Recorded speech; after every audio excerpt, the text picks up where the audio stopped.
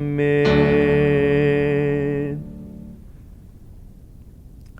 오늘 저에게 주신 하나님의 말씀은 신약성경 누가복음 8장 11절부터 15절까지 말씀입니다.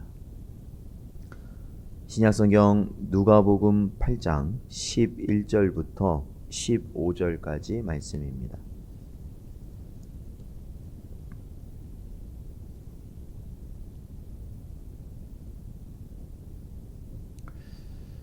다 찾으셨으면 저희 한 목소리로 봉독하겠습니다.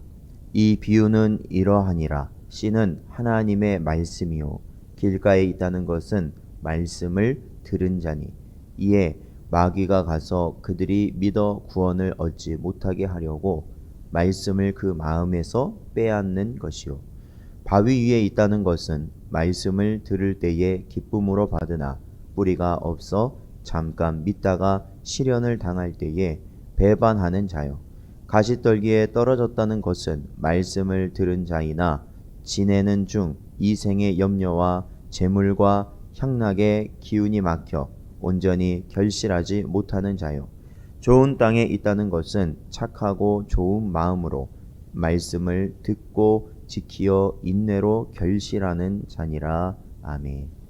기도하겠습니다. 하나님 아버지 감사합니다.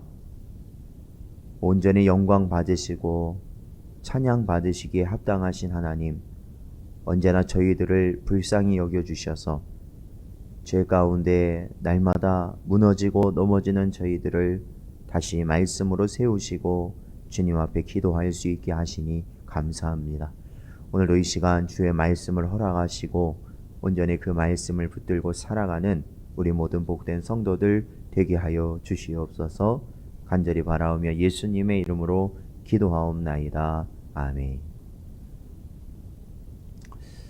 오늘도 이 시간 주님 앞에 나온 여러분에게 하나님의 크신 은혜가 늘 함께 하시기를 축원합니다.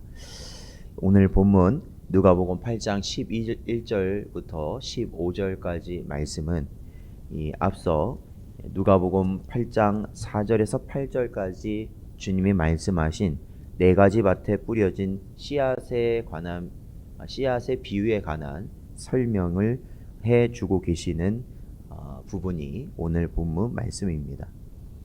이 네 가지 밭에 뿌려진 씨앗에 관련된 이 비유에 씨 뿌리는 자는 하나님이시고 뿌린 씨는 하나님의 말씀이고 또 네 가지 밭은 사람의 심령, 즉 마음을 의미합니다. 이 비유의 가르침을 보면 씨앗이 밭 근처 길가에 떨어진 것은 마귀가 말씀을 그 마음에서 빼앗은 것입니다. 또 씨앗이 바위 위에 떨어졌다는 것은 잠시 믿다가 시련이 오면 배반하는 자를 의미하는 겁니다. 또한 씨앗이 가시떨기, 즉 덤불 속에 떨어진 것은 여러 염려와 그리고 세상의 즐거움 때문에 자라긴 하지만 열매를 맺지 못하게 됩니다. 그리고 씨앗이 좋은 땅에 떨어진 것은 선한 양심 가운데 말씀을 듣고 지켜 인내로 하나님이 원하시는 열매를 맺는 자입니다. 이 본문의 비유를 보면 이 순서가 그렇죠. 처음 이 길가에 떨어졌다는지 돌밭에 떨어졌다는지 가시덤불에 떨어졌다는지 그리고 좋은 밭에 떨어졌다든지 이것을 보면은 어떠한 순서가 있습니다. 그게 순서가 있어요. 그러니까 씨앗의 상태에 있다가 이 약간 돌밭에 그 돌 위에 떨어진 것은 약간 뿌리를 내리는 상태이고 그 다음에 덤불 속에 이 숲을 속에 이 떨어진 가시떨기 속에 떨어진 그 씨앗은 어느 정도 자라지만 열매를 맺지 못한 상태이고 좋은 땅에 떨어진 씨앗만이 성장하여서 열매를 맺게 되는 그러한 순서를 가지고 있습니다. 여기서 앞선 세 가지, 그러니까 길가, 그리고 돌 위에, 그리고 가시떨기에 떨어진 씨앗은 결과적으로 공통점이 뭐냐? 주님 원하시는 열매를 맺지 못합니다. 오로지 마지막 좋은 땅에 떨어진 씨앗만이 좋은 땅을 가진 좋은 땅에 떨어진 씨앗만이 바로 열매를 맺는 그러한 결과를 보여줍니다. 열매를 얼마나 맺었는지는 여기서는 알 수 없어요. 그러니까 뭐 30배, 60배, 100배의 비유 나오는 것처럼 뭐 많이 어느 정도 했는지는 알 수 없어요. 그러나 중요한 건 열매를 맺었다는 것이 중요합니다. 그러므로 우리가 이 비유를 통해서 꼭 기억해야 될 것은 이 성도는 반드시 열매를 맺는 삶을 사는 것이 중요하다. 그리고 그 열매는 어떠한 열매이냐? 바로 주님이 찾으시는 열매, 하나님께서 원하시는 열매를 맺어야 한다는 것이죠. 언제나 그러한 삶을 사시기를 바랍니다. 오늘 본문 15절 말씀을 보면요, 어떠한 마음, 즉 이 열매라는 것이 그러면 어떠한 마음에 열리는 것인가라는 것을 볼 수 있게 됩니다. 15절 말씀 보면 좋은 땅에 대한 예수님의 가르치심인데, 바로 그 맺는 자의 심령, 그렇죠. 좋은 땅이라는 것은 바로 사람의 마음이라고 말씀드렸잖아요. 그 땅, 그 마음 상태가 어떻다라는 겁니까?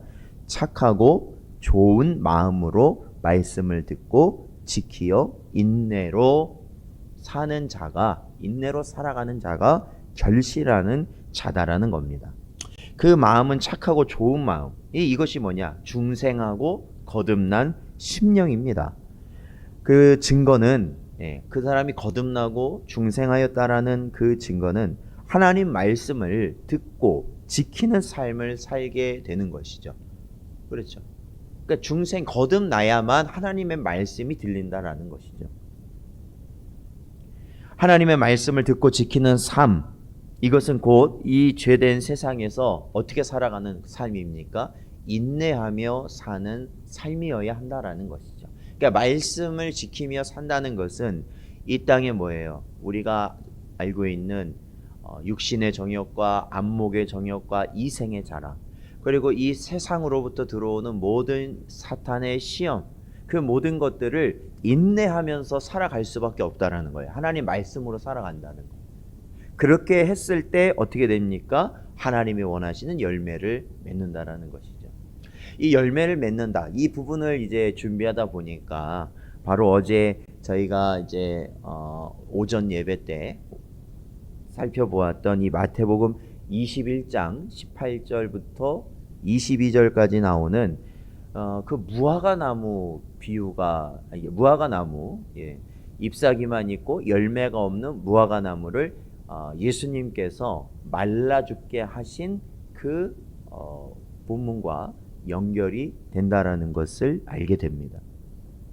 이 사건, 즉 열매가 없는 무화과나무를 말라 죽게 하신 이 사건은 바로 당시에 종교적 행위에만 집착하며 자신들의 이속, 그러니까 그냥 사람 본성으로 사는 거예요. 겉모습은 종교적인 어떠한 종교적인 행위를 아주 열심히 하는 것 같지만 결국 그 중심은 자기 본성대로 사는 겁니다. 자신들을 위해서 사는 자들, 바로 예수님을 대적했던 제사장, 바리새인, 서기관, 그리고 그들의 가르침에 동조했던 유대인들을 향해 말씀하신 것이죠.